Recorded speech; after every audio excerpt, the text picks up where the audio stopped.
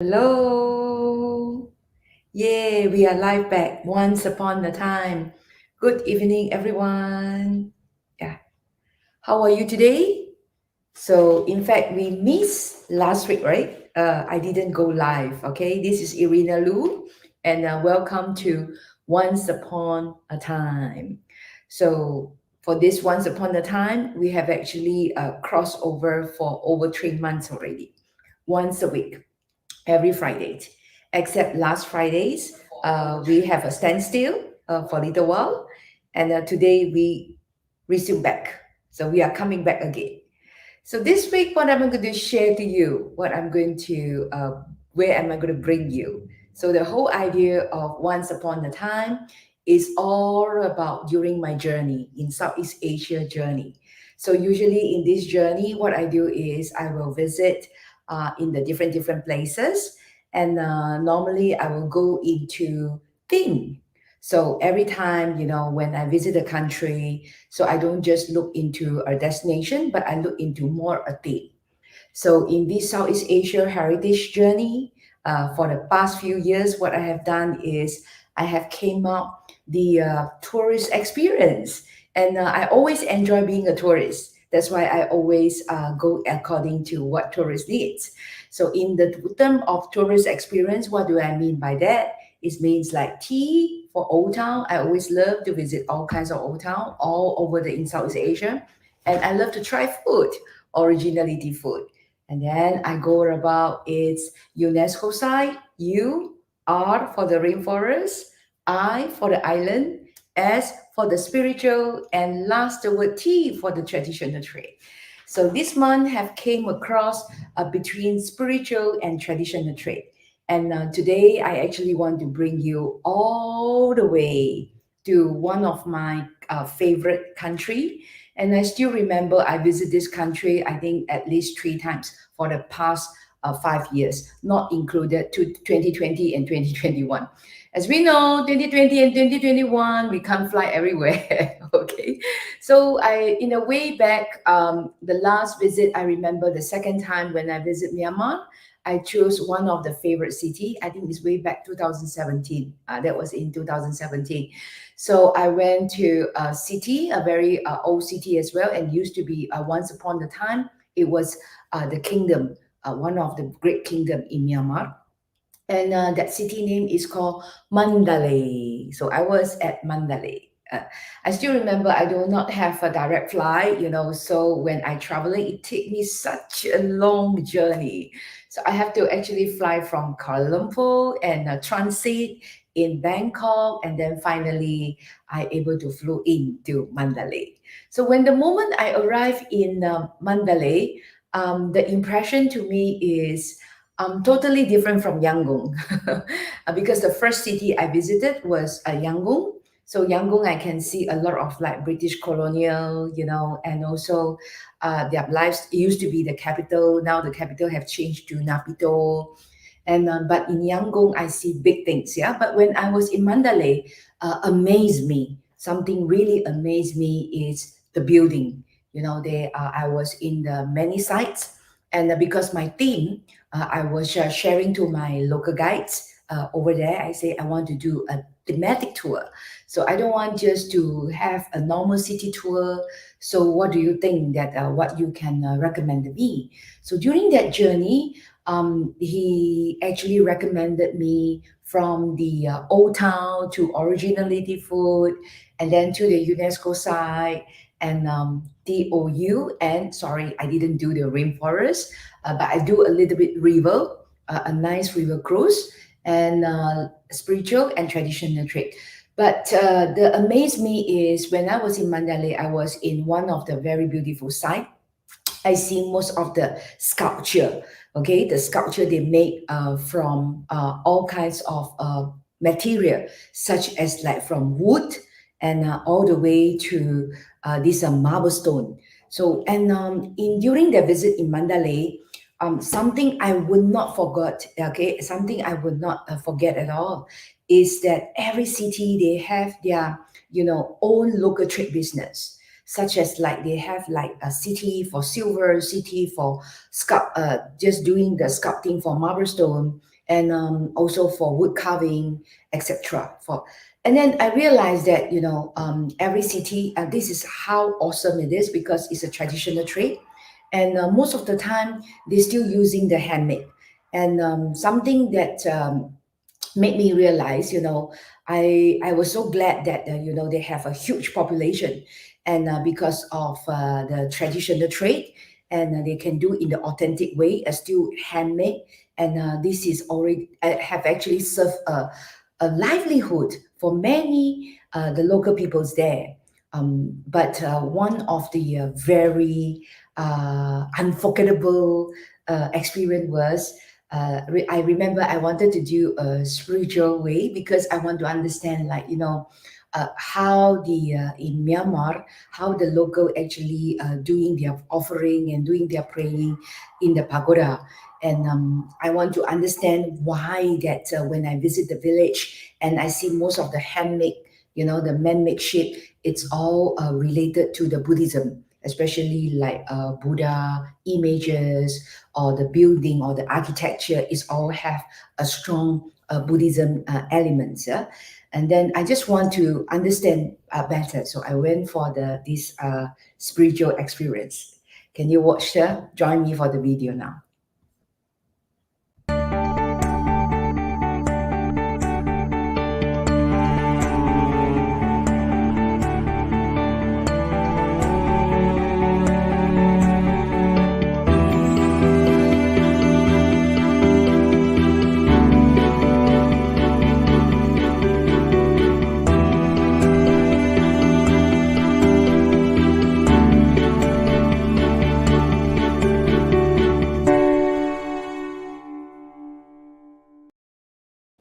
So you see, usually if I go to pagoda in some of the part of the Southeast Asia, they are the way they are praying, offerings very different.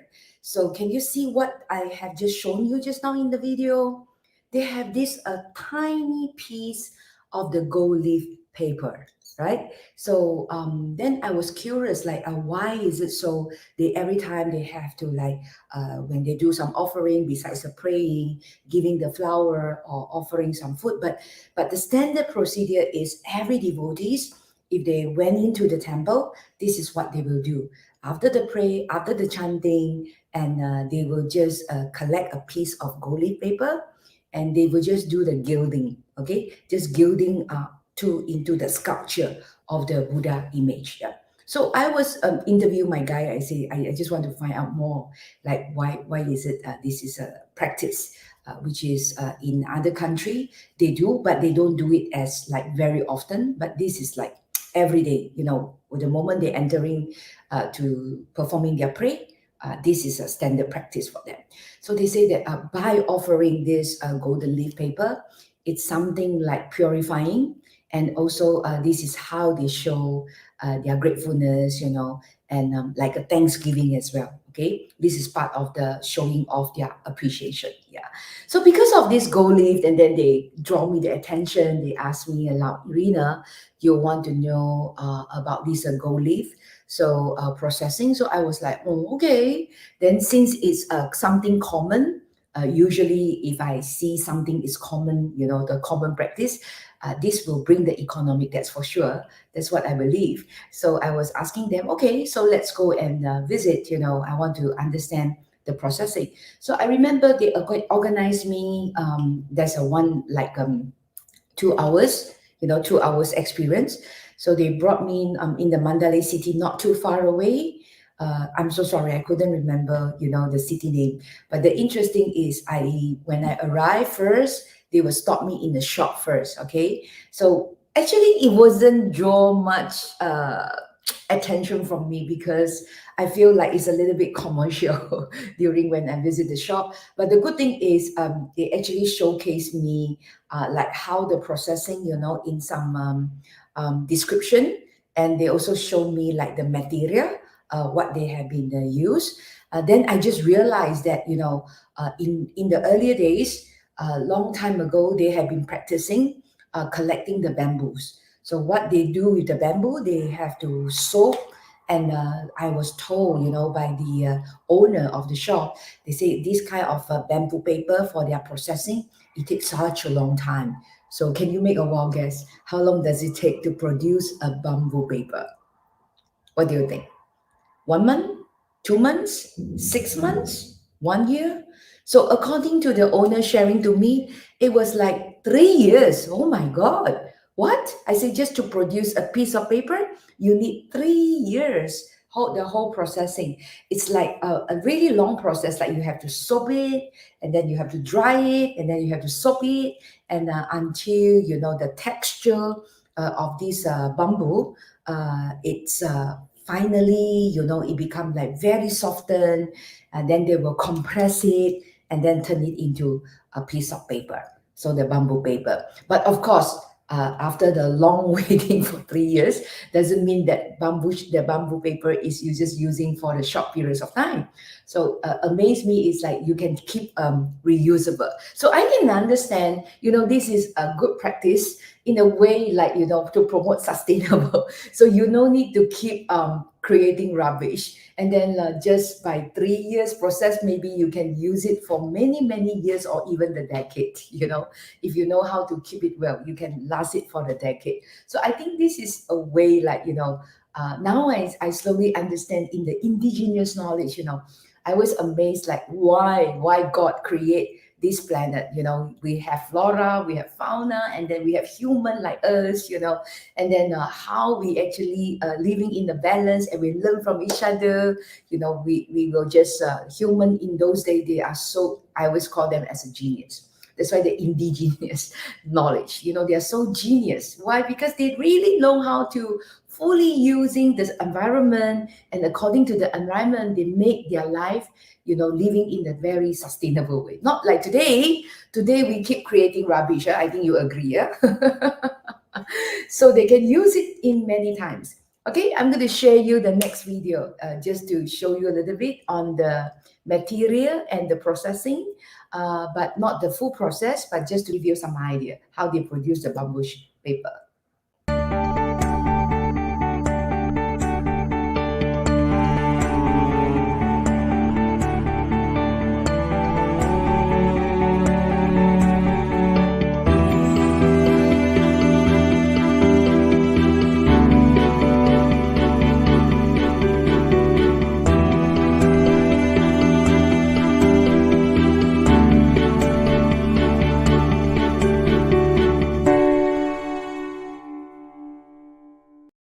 Okay, so you just watched that video, the short videos. So that was to share you the step by step, and how they actually from the bamboo, which is a showcase just now. And as I say, the whole process, it take about 3 years to produce that piece of paper. And when I touched that bamboo paper, interesting is, unfortunately, I didn't keep one because it's so precious, and I don't want just to waste. I just don't want to, like, take it as a souvenir. I just want to make sure that they can fully utilizing it. So when I touch the texture, it's a little bit like oily. In fact, it's a little bit oily, yeah. And that's why it's make it like sticky. So that's why when they actually transforming the gold, and they make it into so thin, so that that piece of thin gold leaf paper can stick into the bamboo paper. And the next thing is, after I visited, then I was like, oh, I have some idea of the producing. But of course, it's not fun. Why not fun? Because everything I just watch, from the side, and then there's no interacting, because I can't really see how they actually make it. That's why I say no fun. So I think the only thing I miss out throughout that trip is the process of making the bamboo paper. So after I sharing to my guy, I say that, if I just showcase me just like that, that's not much different, like I can just always like watch from the YouTube and so on. But I think the best part of traveling is, I think you want that kind of hands-on experience, right? You really want to you want to feel the five senses, not just only watch or hearing, but if you can, like, touching and then you can see the really in live, like real life, physically live in front of you, then that will be awesome. So then my guide was sharing to me, said, hey, Rina, don't feel so disappointed first. Let me bring you to another street. So it's not just cross the street, not too far away. So I said, what are we going to do there? So what are we going to see? Oh, you're going to see all the handsome guys. I was like, what? So I looking for this spiritual experience and traditional trade experience, but why you suddenly want to bring me to see the handsome guy? Say, yo, all the young men here and body is so macho and they are very, you can show their muscle. I was like, I keep thinking, what are they actually doing? Yeah. So I don't really understand. I say, it's okay. So let's find out what are they doing. Let's watch another video.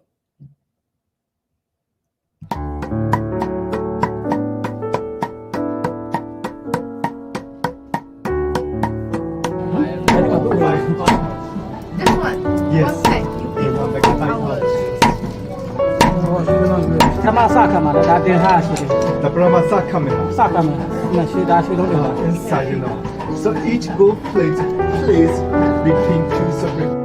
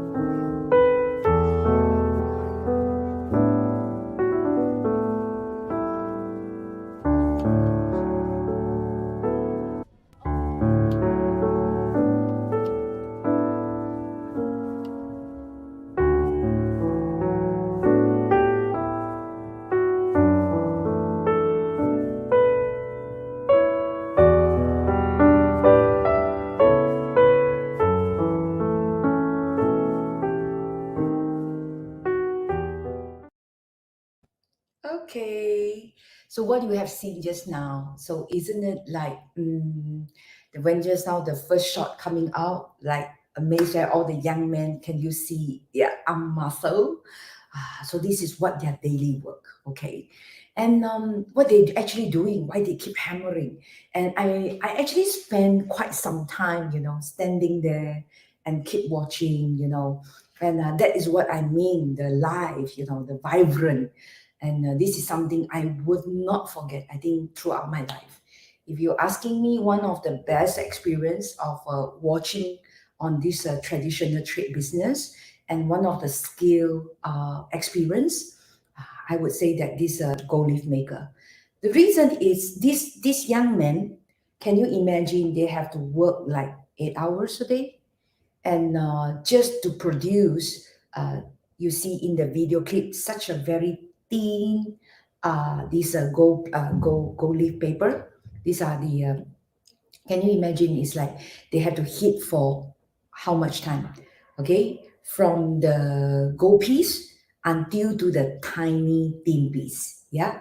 So just now when you see there's one lady is trying to mixing, and turn it into like a piece of a square form. Yeah. So you just imagine that process, just to heat into hammering until that thin. So I was told there was like, if our hair is thin, then that is the 30 times thinner than our hair.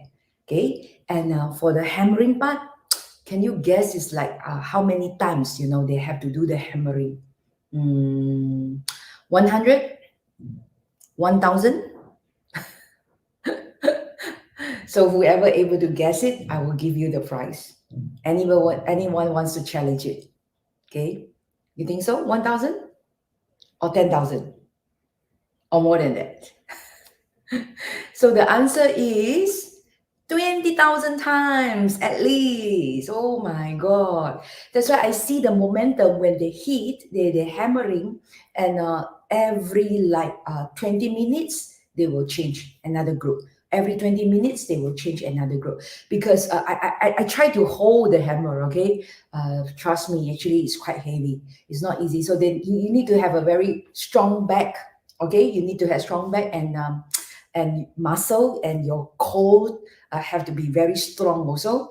Then only you able to do this. So I was like, very amazing. It's like I don't think in Malaysia it will happen. Yeah, I don't think our youngsters today will willing to take up this hard job. Okay, I think in many part of the country, it's quite challenging. Yeah, so I feel like something great about in Myanmar, especially when I have this experience in Mandalay. I feel like the population, I feel the youth, and I can feel like the hard works, and the strengths, the power of them, and they just earn very little money. Yeah, they just earn very little money because usually, this kind of products like you see in the video, even though after you're hammering into such a thin piece and you stick into the bamboo paper for dry and everything, and you have to turn it into like small little tiny square because it's for their daily, it's for everybody can affordable to buy, so it's actually doesn't cost much. But when I see the process, even like I visit the next door is another family. So they will do after the hammering process. Once it's done, so they will try to make it the puzzle. Like just now you see in the video, they will fix it, pieces by small little tiny piece into the square paper.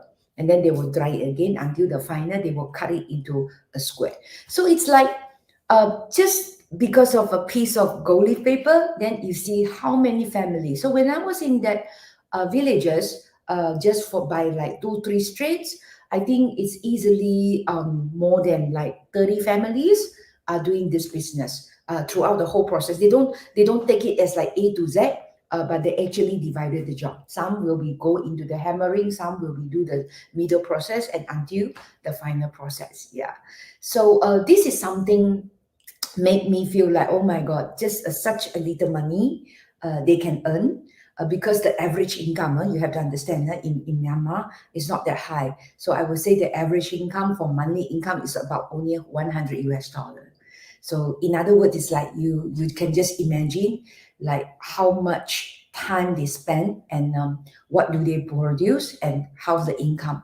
Sometimes it's very imbalanced. So for me, it's like we might have a different religions practice, but I always encourage my friends, whoever knows me, I always say that like it's not about because all the spirit, all the religion is promote the good understanding, right?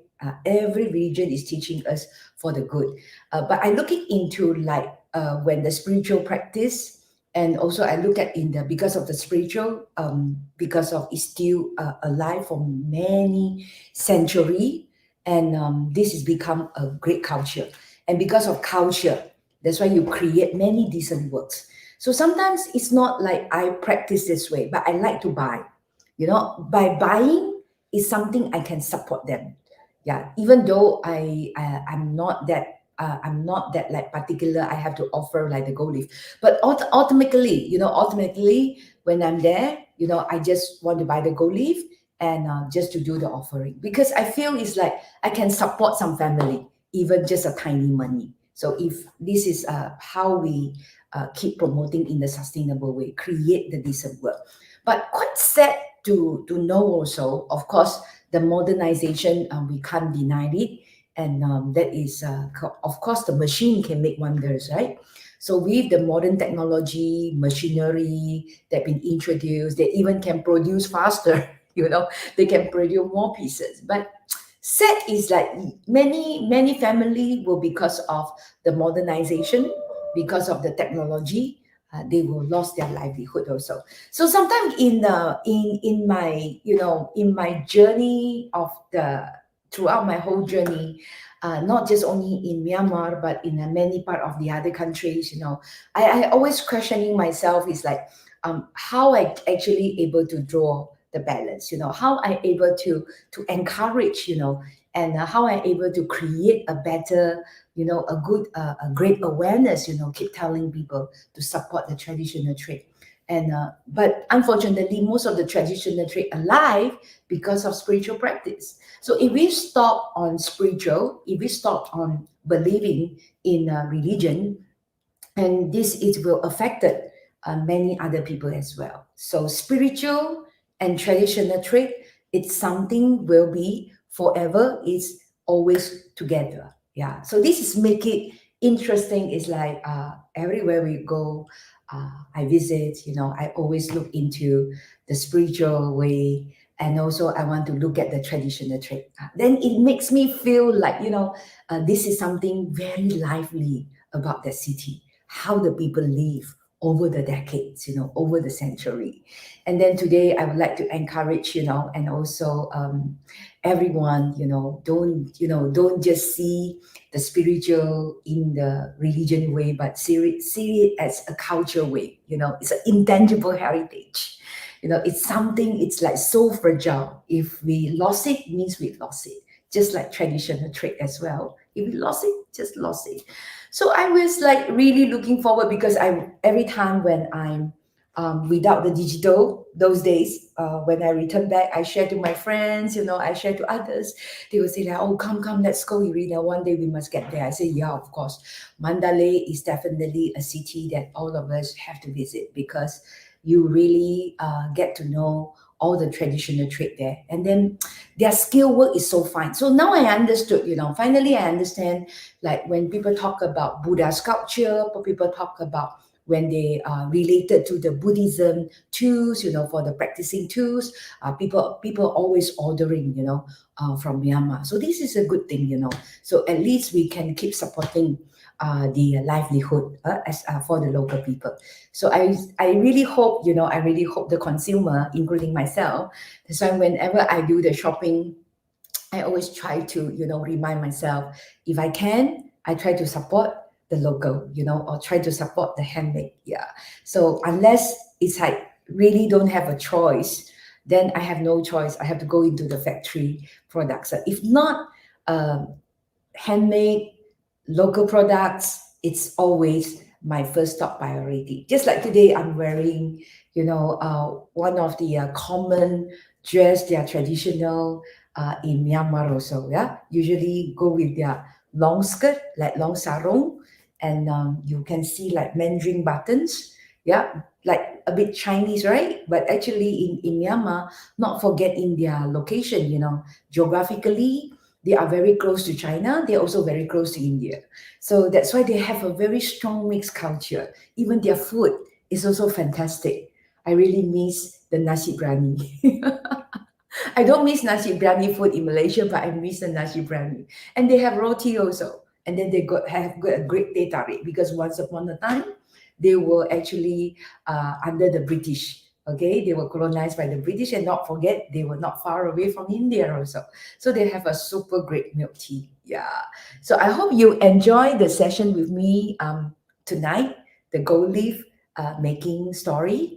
And hopefully, when everything, even not right now in Myanmar, they still are suffering from some political issues. I really hope, I really hope and wish, because such a nice country, and very rich in the spiritual. And as we know that, that is promote understanding, right? Religion is promoting understanding. So I really sincerely wish 2022, because this is the last month, of the 2021, that bring more peace and harmony. And let's get back, to understand, and the fundamental, all the religions are for the good practice, and keep promoting the understanding, and to bring us more peace and harmony, and importantly also the local people, the livelihood. Yeah, I wish everybody, that whenever you travel or wherever you go, you can support the traditional trade, the local. Please do not hesitate to do it. Okay, I see you next week. Good night, have a great weekend.